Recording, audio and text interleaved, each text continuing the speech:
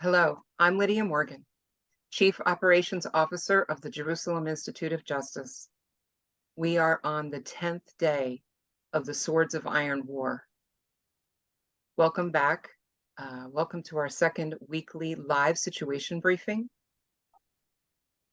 This last week has been especially difficult for our team in Israel. We are all deeply grieving. We are exhausted. We are also firm in our resolve to continue our legal efforts on several fronts, standing up for Israel before the UN and advocating for the release of the hostages, and we are providing humanitarian aid. It is important to understand that our entire country is at war, not only our soldiers. In addition to our standing army, 300,000 reservists have been called up, including my son John. There has been a massive civilian effort to support our soldiers with meals and equipment. Families here are coping with the prolonged absence of their fathers, their mothers, their sons, their daughters, their sisters, and their brothers. Our entire country is serving in one way or another. That comes along with a bit of worry. It really does. There are nearly 200 families of Israelis being held hostage in Gaza who are living in a state of terror, wondering what is happening to their loved ones, and close to 300 who are still missing. Our sorrow is mixed with deep appreciation. You have to know that. You have to know that our sorrow and our grief is mixed with appreciation for the outpouring of love and support from our friends. Jews and Christians around the world are standing with Israel, and we feel that. Thank you for reaching out. Thank you for donating. Let's dive into the update today. We're going to catch you up on what is happening right now, what JIJ is doing, and what the impact has been so far. To begin with me is Flavia Sival, JIJ's CEO. Flavia, can you tell me what are the latest statistics? Yes, today's numbers as of 10 a.m. this morning are of 1,300 Israelis that were murdered or killed since October 7. Among them, 299 fallen soldiers. We have 3,900 Israeli wounded, 199 confirmed kidnapped Israelis, and even more missing.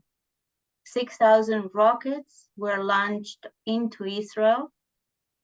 And we have 30 communities or more near Gaza Strip that were attacked by thousands of Hamas terrorists who massacred and kidnapped many of their civilians. We all well know that Israel is conducting a massacre attack on Gaza Strip, and where, especially in Gaza City, where Hamas has most of its infrastructure. In a message in Arabic, the Israeli Defense Forces called the residents of Gaza City to evacuate south of Wadi Gaza, and it opened multiple humanitarian corridors for the Gazan civilians to go south on both October 14 and 15. More than 600,000 Gazan civilians have left the area so far. Hamas is really trying to prevent civilians from evacuating, unfortunately, and obstructing the safe passage of residents of the Gaza Strip to the south through roadblocks, stealing residents' car keys, confiscating their gasoline, and pressuring Gazan civilians to stay in their homes. On Israel's northern border, Hezbollah has been escalating attacks on Israel under the direction and the full support of Iran. This escalation began shortly after Hamas attacked Israel on October 7. On October 10 already, Lebanese sources reported Israeli strikes on southern Lebanon. The Hezbollah is Iran-backed and is a militant group. And not only that, but it has completely claimed the responsibility for several rocket attacks on northern Israel. The IDF has also responded by shelling more targets in the southern of Lebanon. So in that way, eliminating several Hezbollah militants. So these recent clashes are most critical intensification of fighting since 2006. That's when the Lebanon war was, which left some 250 Hezbollah militants and over 1,000 Lebanese civilian dead, as well as 150 Israeli soldiers. The Hezbollah is not just a militant group, it's also a political party in Lebanon. So it sits 60 seats in the Lebanon parliament and has an armed wing with a vast arsenals of rockets and thousands of experienced fighters. So several countries, including the US and Germany, have designated Hezbollah as a terrorist group. And already yesterday, the Israeli army announced that almost 30 communities, our communities in the north, are to be evacuated. So the army here has designated that area as a military zone. So this is some of the activities that are happening and the numbers here, both in the south of Israel and in the north. Thank you, Flavia. Sobering news that we're hearing. Last week, we told you about Tal, Tamar Watnick's brother, who was deployed as a reservist to help liberate Kibbutz Be'eri. Tamar, if you're here, please give us an update on what Tal has seen and what he has experienced. Hi. Hi. Welcome. Yeah. So, yeah, my brother, they had Kibbutz Be'eri. My brother, their profession is deactivating explosives. So every unit had a job, and what they found was just very disturbing, but not imaginable. Like you would hear it, maybe stories similar to that in the Holocaust, but you wouldn't. The generation didn't expect that they would see it as well. So what he was describing to us, that houses were really burnt up, black, deep smoke from tires being lit on fire. And the people would hear, the siren going off. It's like Tseva Adom, Tseva Adom. And we're trained to go into our safe room in the homes. Every house has a safe room. So they went in, but then they put the house on fire with those tires, and people had to decide, or to stay in their house being burnt up, or to leave some left for oxygen, just for to breathe, and they got shot. So they kind of had to choose the way they wanted to die, and it was just so just hard to imagine. And my brother said, even though all those images, he was focused, he was clear, his team was doing a very professional job. So their job was to activate bombs. And so what happened was, when they left the house after killing in either way, if it was going into the house murdering, or setting on fire, or when people would come out of their house, they just put explosives within the house and around the house, because they knew that the law enforcement, the soldiers or the police, would come to rescue the bodies. So they would the explosives would go off, and more law enforcement people would die, would be murdered. So my brother, his job was to deactivate all of those explosives, so the other units could go in and to get out those bodies. So it's just not, yeah, you can't really imagine. Like it's words what I'm telling you guys, and here a few pictures, but yeah, just imagine the worst, and it's more than that. So they're finished now. So Kibbutz Be'eri is it's like explosive free. They deactivated everything, and now they're waiting for their next assignment when they're gonna go in by foot. But yeah, that's my update for whoever was with us last week. And yeah, just think also about the mental health that the soldiers are having. They're not having it now. Like from what I'm hearing, they're really not focusing on that. They're focusing on protecting the land, protecting their families, protecting their home. It will come. It will come later on.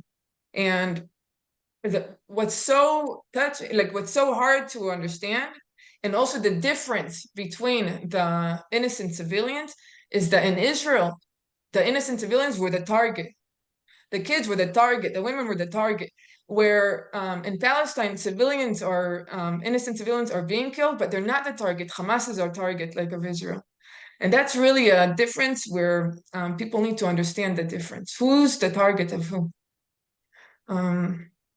Yeah, so I hope this gave you maybe a picture or something you can just, and this was just in Be'eri, one kibbutz. Every kibbutz, every town has their story, but it's similar or worse than what you heard from me or see here in the pictures. Yeah. Thank you, Tamar. That is, it's difficult to hear. It's difficult to see the pictures. Thank you. Tamar, please thank Tal on behalf of everyone for his courage, his dedication, and for protecting Israeli citizens. Yeah, I will. Thank you. Thank you. Also with me this evening is, this evening, our time, day, your time, is Advocate Uri Murad. He is JIJ's Director of International Law and Public Diplomacy Departments. Welcome, Uri. Thank you. Thank you for having me, Lydia. Uri, we already see a lot of destruction as the IDF is preparing for a ground incursion. And following the incursion, we expect a dramatic increase of devastation.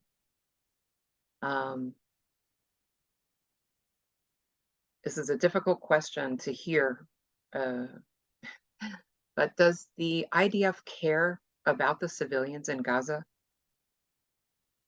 If the IDF cares, I think that if Hamas had cared for the safety of its own citizens, at least Israel cares, I think that the numbers were dramatically lower in terms of casualties. I cannot say that I know even one country in the world that after experiencing such huge atrocities on its soil will act according with international law and making sure that the compliance of international norms, international humanitarian norms, would be a top priority. And that's what Israel is doing. Israel is making sure all the time to take all the measures necessary, far and beyond what actually the law requires, I have to admit, to make sure that no civilian, unarmed civilian, will be harmed. We need to take into consideration, on the other hand, that Hamas, as a terror organization, it is part of its tactics. Its tactics even amounts to its strategy is to use the civilian population both as human shields. Is firing rockets from heavy populated areas. Is hiding his missiles there. Is holding, as Flavia already mentioned, he's holding its own people hostages. So it makes the job on the Israeli side significantly harder. But maybe to connect to what Tamar just said, the whole difference in one sentence is that Israel is taking all the measures necessary to make sure to protect and save the life and the safety of the Gazan civilians, while Hamas is purposely targeting Israeli civilians. And that is the whole difference. So back to your question, Israel cares very much about the civilians. We're already watching very closely about what the UN has to say and what other countries that are involved in this conflict is trying to make some kind of dynamic of pressure on Hamas at the moment to allow civilian population to go from the northern side of the Gaza Strip to go down south. Israel genuinely cares about the civilians there, and I can tell you, as a combat soldier who served in the Gaza Strip for 3 years, I've seen a lot of sites that I don't think that that can contribute to your mental health. I would say that indicates, I can tell you firsthand, that the morality of the IDF there's nothing to be ashamed of. I think that a lot of countries around the world, democratic countries, can only be jealous in the terms of how Israel prioritized the compliance of international law in general and under conflicts in particular. Thank you, Uri. Another question. What are the objectives of this war? On the Israeli side, basically, there are actually three objectives that Israel marked to itself and the cabinet already approved.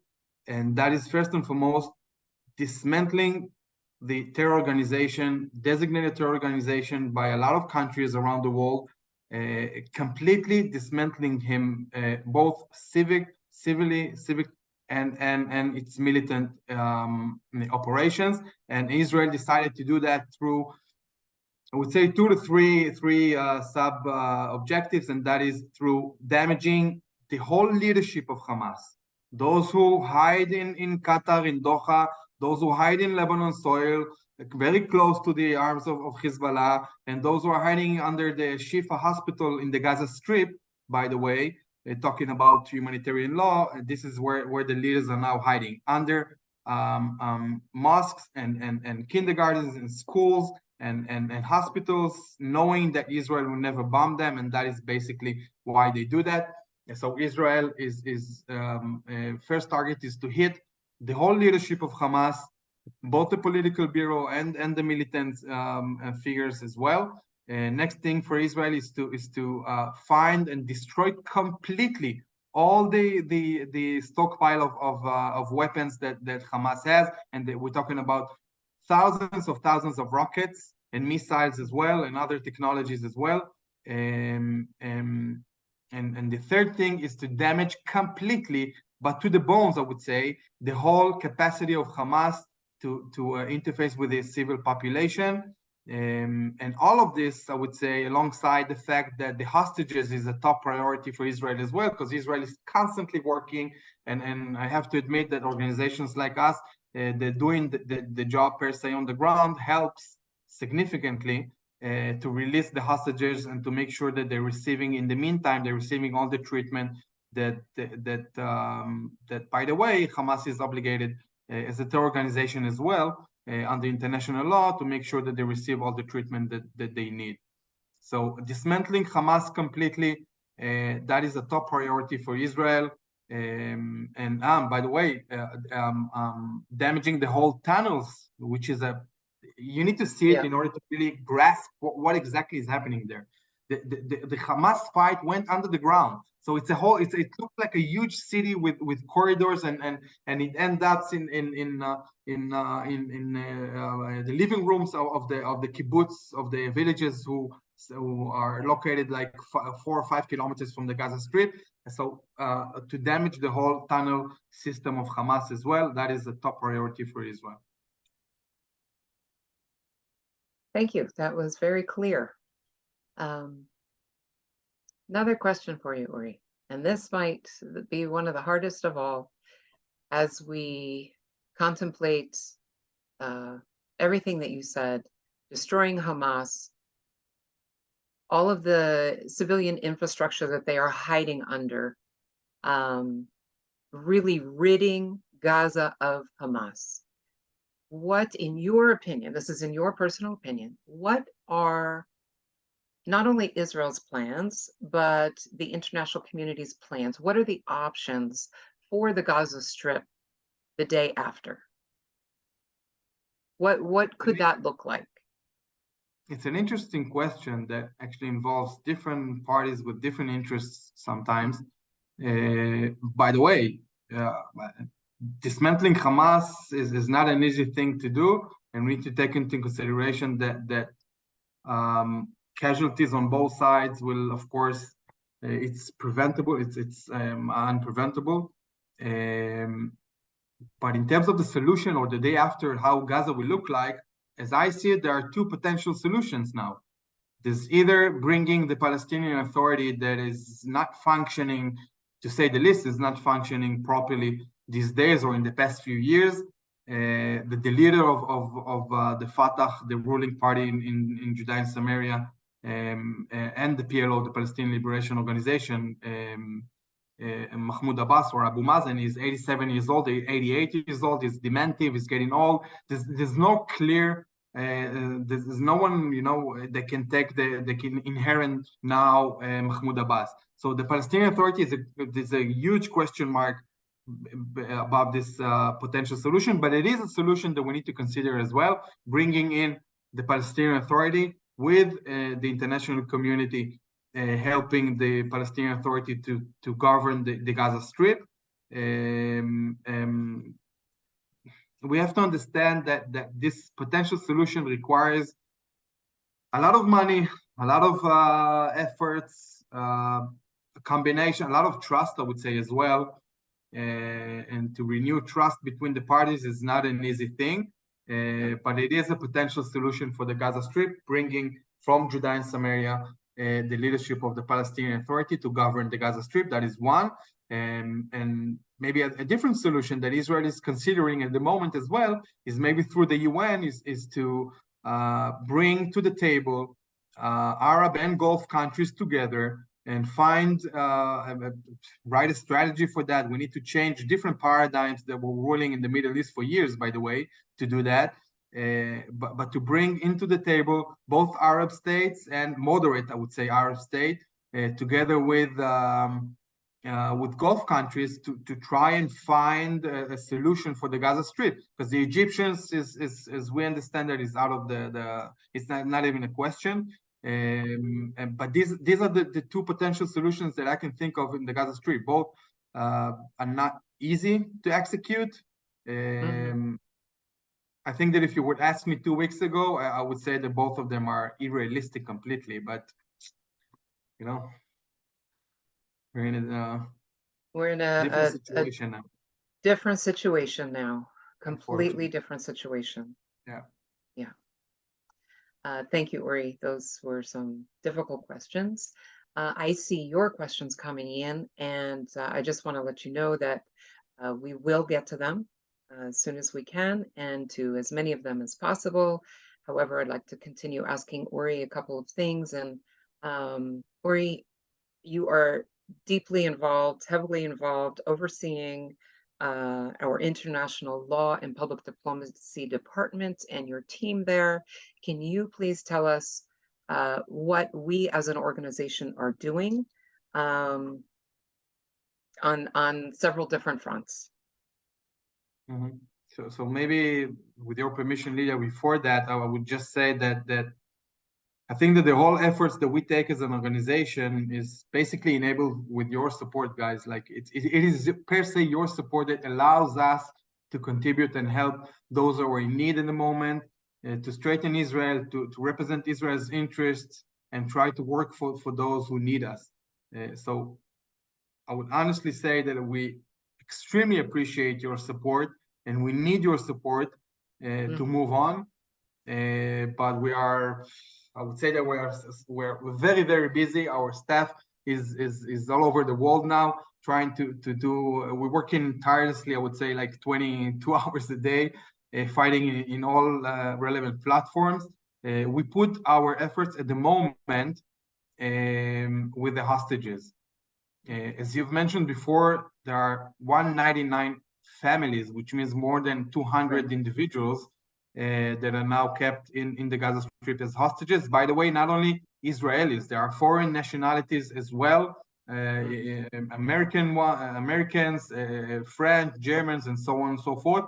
So it's not only, and it's important to mention that there are a lot of foreign nationalities are held hostages in the Gaza Strip at the moment as well. What we did is we immediately addressed the International Committee of the Red Cross, who's got the mandate basically to operate for the release of the hostages, to make sure in the meantime that they receive all the proper treatment that they need. We need to remember there are families, there are children, there are pregnant women, there are elderly, there are people with disabilities that are held there. Yes. So people has their basic needs, and the International Committee of the Red Cross has the mandate to operate, and what we did is actually immediately demanded their immediate interference and their immediate involvement.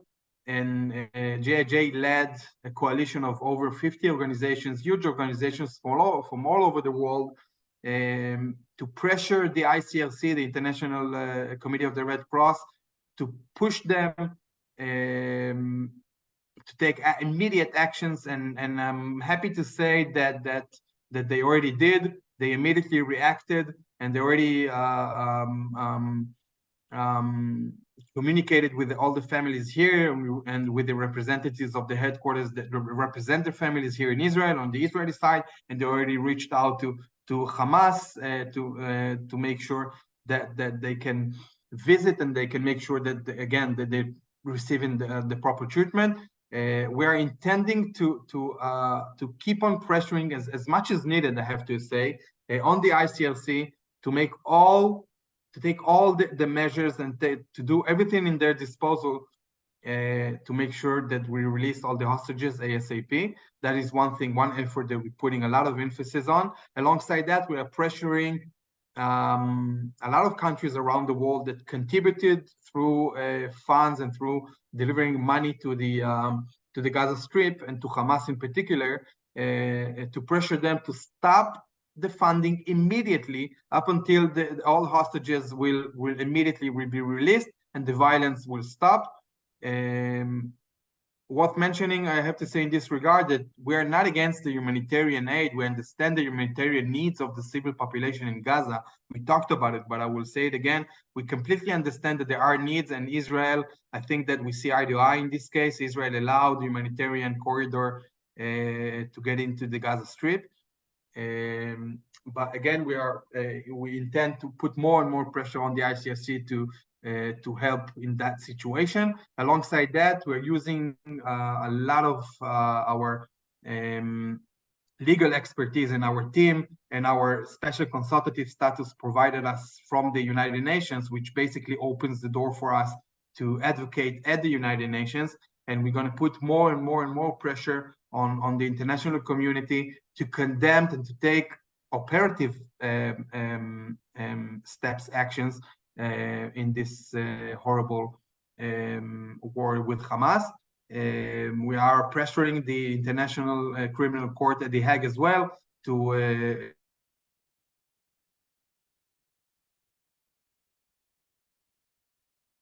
issue arrest warrants against.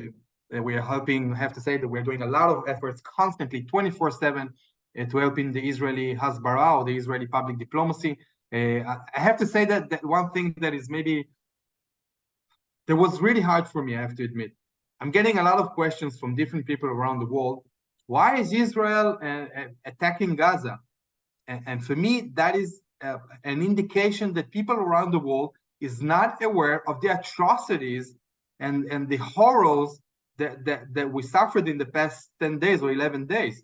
So people around the world need to understand that, and we need you guys to pass the message. It's ultra important at the moment. Everybody needs to understand that Hamas is a designated terror group that viciously, I'm sorry, I don't have the English vocabulary to describe basically how the horrific acts of those despicable terrorists made 11 days ago with raping children and slaughtering children and families and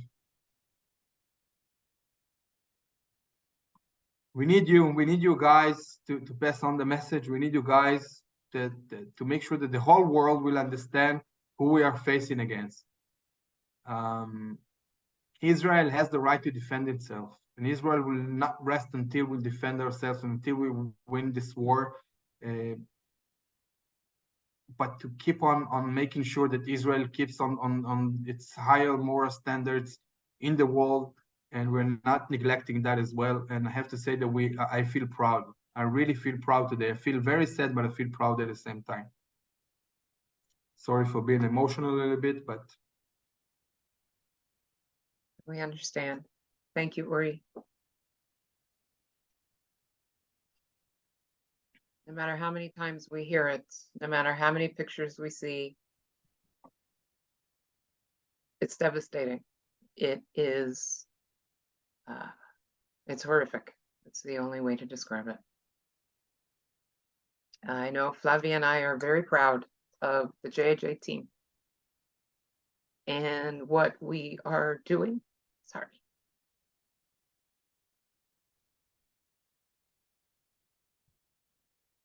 Thank you, Uri, for that update on JJ's activities, the progress that has been made, and where we plan to go in the future regarding the legal work. We want to touch base with what's happening locally and what it feels like here. And I'm going to take this opportunity to introduce Rotem Ben Simchon, Advocate Rotem Ben Simchon. She is JIJ's director of our free legal aid department that, under these incredibly difficult circumstances, continues to provide legal services. It's overwhelming, it's difficult, and yet we continue. She had a very harrowing experience yesterday as the rockets were fired toward Jerusalem. Rotem, please tell us where you were and what happened.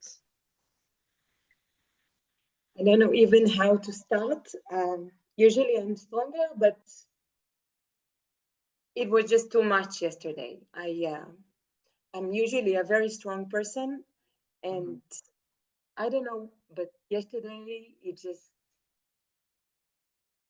I felt that my heart is broken, and I couldn't stop crying for the whole night. So I was all day home. I must say that in Jerusalem, you feel, comparing to the north, and you feel a bit that there are less azakot here, less alarms. yes. So it's quiet, sort of. So I'm trying to be home most of the time with the kids, but from time to time you have to leave the house. And I took my kids are driving crazy home all day. You have to understand, there's no schools, no kindergartens, nothing. It's really war outside, which means that the kids are living in a bubble every day, all day, between four walls. And it's not easy for them at all, and it's not easy for us as a parents. I'm not talking as an advocate at the moment, I'm talking as a mother.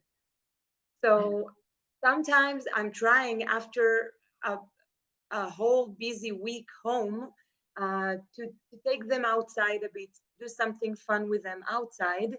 And I've decided yesterday to take my middle son, Bar, to my sister-in-law. She lives in Har Choma. It's a neighborhood 5 minutes from where I'm living, in Arnona neighborhood. And he was there the whole day. I didn't accept him to be outside. I told her, I'm agreed to bring Bar to your house as long as he's inside your house because it's safe. And he was there the whole day, and it was very quiet in Jerusalem. And then I at 5 o'clock, I left the house. 1 second, Raz, תהיה בשקט רגע. I left the house to take him back home. And while I was driving, I felt okay.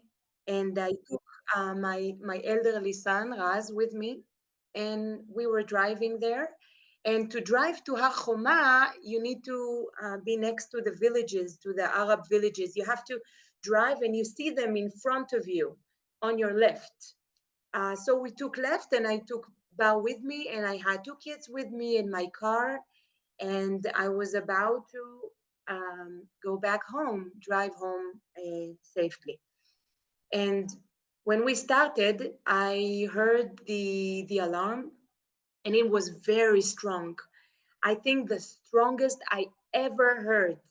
I remember that a lot of people started to shout and scream.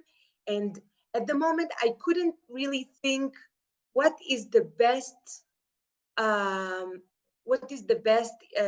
solution for me at the moment. Should I stop the car and take out the kids and just lay down on the floor with them, hugging them, and just wait? Or should I keep driving? Because when it started, I was in the middle of the village. It was right next to That's the name of the Arab village. And it's not so friendly just being there. And I don't know why, from the whole week, in this specific time at the day, at the specific minutes, I was there when the alarm started. So I've decided to leave the car and take the kids with me and just lay down on the floor and wait.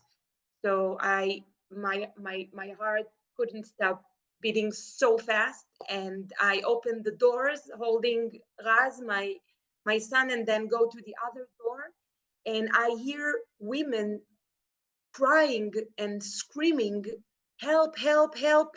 And at the same time, I'm hearing Arabs in front of me shouting Allah Akbar, Allah Akbar. Now you don't want to be in this scenario.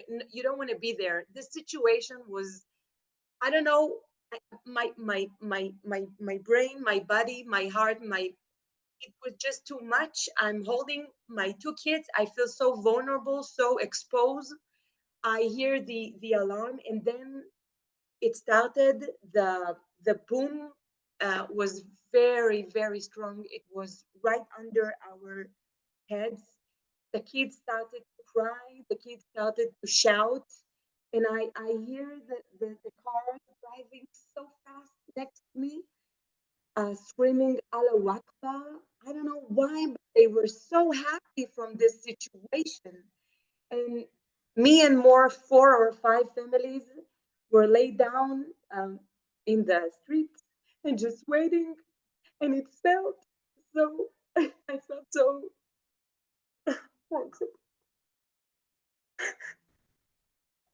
I was so scared for them. I never was scared so much to my kids. There were so many Arabs next to us, and it brings me back to Saturday, what happened. I mean, one of them could just put down and, I don't know, hurt me or my kids. I felt that I can't protect them. I felt so vulnerable. And it was the most long 10 minutes I ever had, because you have to wait 10 minutes until you can go back to the car. So we just stay there and waiting, and hopefully that no one will hurt us or do anything or stop the car next to us or try to kidnap us. I don't know, but at this moment and at this time in this war, anything can happen. Anything can happen, and it's crossing in your head, everything, all the stories, all the things you see in the TV, all the stories that you heard, the families, the kids. I mean, they can do anything. They can kidnap 6 months years old and 3 years old, and I have here 4 years old, 7 years old, and a baby 7 months years old. So trying to protect the three of them all by myself was a very hard uh, mission for me yesterday.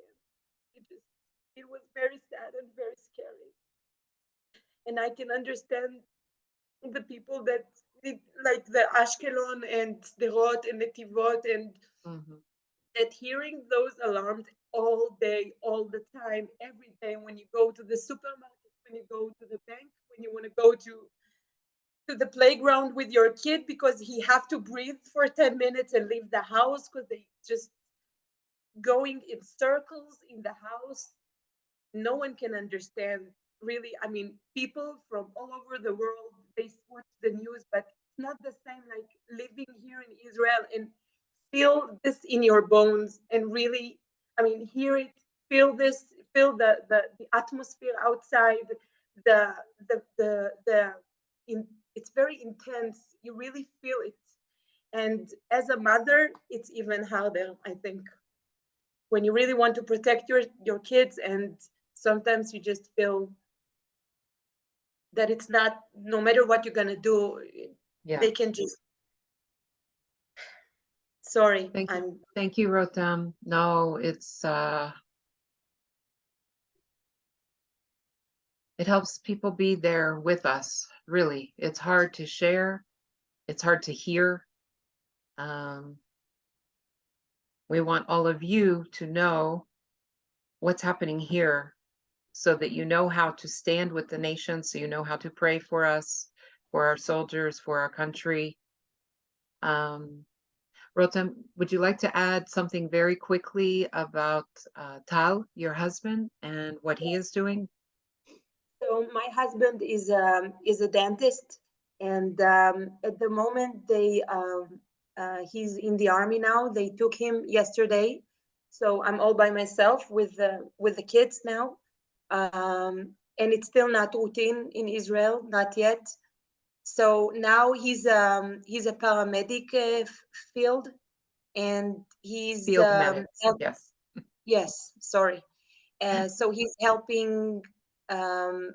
Is going to help people that was hurt from the war, to evacuate them to hospitals and to help them and give them the medical treatment they need. So that is Israel preparing to any scenario. So he barely home, and he's going to be 24 hours in the army and then coming here for 8 hours. 24 hours, 8 hours. So Thank you. Thank you. Both towels are in our thoughts. Thank you very much. Yeah. We've covered a lot today. I do see there are a whole bunch of questions. Monique, I want to turn it over to you, and then we will answer some questions.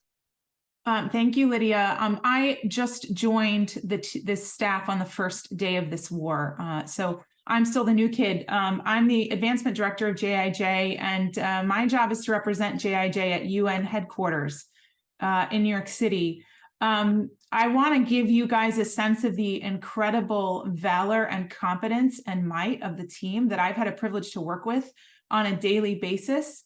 You may be aware of many Israel advocacy organizations that are out there, and there are a lot of one-man operations. They're very limited in their effectiveness because of this. And I think we understand clearly from the webinar today that JIJ is not a one-person outfit. We have incredibly skilled Israeli human rights lawyers representing and defending the rights of Israeli civilians in Jerusalem, in Geneva, in New York.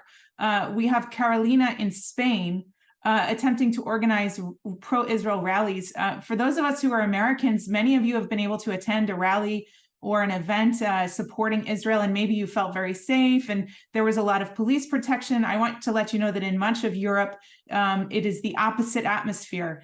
People are terrified to express their support for the state of Israel because the atmosphere in many parts of Europe is very pro-Hamas, very interested in seeing the Jewish people get over the worst pogrom since the Holocaust in the space of 11 days. So Carolina is working so diligently on behalf of the families of the hostages, even under incredible stress herself. We have Uri in Tel Aviv, and what he didn't share with you is that in addition to the work he's doing on behalf of the hostages, He's dealing with suspected terrorist infiltrations in his own community outside of Tel Aviv. There are times that he has to be locked inside the shelter with his wife and his small daughter. I know if I wanted to be locked in any bomb shelter with anyone, it would be Uri Murad, given his experience. But just consider how challenging it is for him to contemplate leaving his family, to go to Geneva, to advocate for the hostage families, and leaving his own family in a position of vulnerability while he goes and does that work. We don't have Alan on the call today, but we have an incredible colleague, Alan, who works also from Israel. He made Aliyah from Argentina about 4 or 5 years ago. And in the midst of this war, he's dealing with a newborn baby. So we're not sleeping because of the war, but he's extra not sleeping because on top of the war, he has a baby. And he's doing such competent and incredible and incredibly detailed work to build these major coalitions of human rights organizations that are joining us and that we are actually leading through the halls of power while he's juggling his fears, his very legitimate fears about his newborn baby. We heard Rotem's story. I don't need to tell it for you.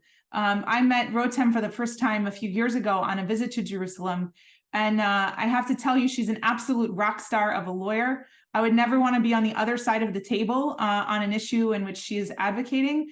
It breaks my heart, Rotem, to know that, and actually I know how much you fight for the rights of minorities in Israel, which includes many Arabs who choose to live at peace with the state of Israel. Yes. And so the terror that you experienced yesterday was completely undeserved. And our hearts are breaking with you. So for me, it's, go ahead. I'm just saying thank you. Yeah. Thank you, Rotem. So for me, it's very heartening to have something to do and to contribute to the war effort as a civilian. People have asked me, how do I feel? Isn't it amazing you get to do this? Yes, it's good to have something to do. Everyone on our team feels that it's good to have something to do, but you have to understand that having something to do puts us even closer to the horrors of the situation. What is very gratifying is that we've received so much support from friends and supporters across the world, and we're suddenly partnering with major organizations. The unity within the Jewish community globally is stunning. There's not a single phone call we make that gets declined. There's not a single question we ask for which the answer is no. And so that is very heartening. It's also heartening to see that our efforts are making an impact. Here's my challenge to those of you listening. If you are feeling far away and powerless, I want to urge you to stand up and to join our efforts. It will, if anything, just to address the feeling of powerlessness, to know that you're standing alongside a really capable team that's making extremely effective and timely efforts on behalf of the civilians of Israel. So please go to jij.org/donate or jij.org/helpisrael and support this incredible team of Israeli human rights lawyers, fathers, mothers, and advocates. So back to you, Lydia, so that we can have some questions and answers with our audience of supporters and friends. Thank you. Thank you, Monique. We are very glad to have you with us. Okay. Let's see here. Many people are saying thank you for sharing our personal experiences. They can only imagine what it's like.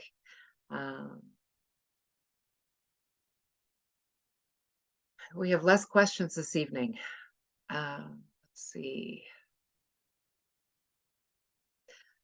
Uri, this one is for you. The idea of involving Arab countries in planning for the Palestinians is good, but will it be rejected outright unless the Palestinians have a role in this planning? How to go about achieving this? It's a great question, I have to admit. It's a great question. We need to go zoom out a little bit and understand who's representing what interests, and maybe above all stands the worst regime in history, maybe Iran, with its interests. So each and every one of the components of the Arab states here have their own kind of interests, and not necessarily goes hand in hand with other ones. I think that in order to create an incentive to the countries that we want them to be involved, We have to make sure that we align with the moderate Arab Sunni world against the vicious regime in Iran, and based on mutual interests, we need to create a coalition against the axis of evil called Iran. Iran is now imposing threats on the northern border of Israel. They are imposing threats from Judea and Samaria through proxies in Lebanon, and through Hezbollah and other proxies as well. They're allowing the Islamic Jihad and the Hamas shooting and firing rockets from Israel's northern border. So it is complex. All sides need to sit together and really talk seriously about the potential solutions and how they actually see that happening on the ground. But it is a feasible solution, and we need to take that into consideration as well. Thank you. Thank you, Uri. So here's a question that I will answer. We see reports in the media of the Gaza evacuation line being bombed. Is there any information you can share on this? Yes. It happened on Friday, and the evacuation line in the humanitarian corridor was bombed, and 70 people were killed. And those rockets, the artillery, was fired by Hamas. They are determined to keep Gazans in Gaza, in the area. They do not want them to flee south. As Flavia said earlier, and it's on JIJ's social media, the photos of before and after, and you can clearly see what has happened. And it was not a rocket strike by Israel. Leaders, can I add something on this point? Absolutely. I think the people need to understand why actually Hamas is using the civil population and how exactly it serves them. And I think that this tactics basically helps them, and they're putting themselves actually on a win-win situation. And it can only be happen when you as an organization genuinely don't care about your own people. If you stand idly, if you see your brothers and your sisters getting killed, and you simply don't care, that is what's happening, because they're putting themselves in a win-win situation. They're using the civil population, including children and women and the elderly. They surround themselves around the civil population, because they know that Israel again maintains or see it as a top priority to comply with international humanitarian law standards, and they understand that Israel will prevent bombing them on the one hand. On the other side, if they see that Israel decides and taking all the measures necessary to minimize the damage, and they use the photos of casualties for world media. So they're putting themselves in a win-win situation that puts even more sticks in the wheel on the Israeli side, and that is basically why they do it. Thank you for taking the time. If I can just chime in, yes. I think it's important to know that in past wars, this has been proven in past conflicts between Israel and Gaza, that 25% of the rockets that Hamas launches, and it's in an attempt to blow up and to harm Israeli civilians, actually land short in Palestinian territory. So much of the destruction that is caused in which there is horrific loss of civilian life in Gaza is their own rockets falling short. There's also a lot of analysis happening of the footage where there are claims that Israel is intentionally targeting civilians, and in the fog of war, it looks like big bad Israel. They don't care about anybody, but it takes many times hours, days, or weeks to analyze the footage and come to the realization that was actually an IED, that was actually a grenade, it was actually an explosion. The trajectory of that rocket actually originated from Gaza, but we have seen in many of the wars past that the claims that Israel is intentionally targeting civilians, all of them are debunked. It's important for everyone to understand that Israel is operating according to the laws of war. and that it takes its obligations to abide with international humanitarian law very seriously. There are whole entire buildings of lawyers who work on behalf of the Israeli government, and before there is a single airstrike on any target in Gaza, it's the lawyers who have to vet the intelligence. They have to give analysis. They give approval. So all of these accusations of Israel intentionally targeting civilians are dead wrong, and there is a paper trail to back this up. Unfortunately, this paper trail does not play out in the world media in real time, but you will see several weeks from now that all of these claims of Israel targeting Palestinian civilians are going to be debunked.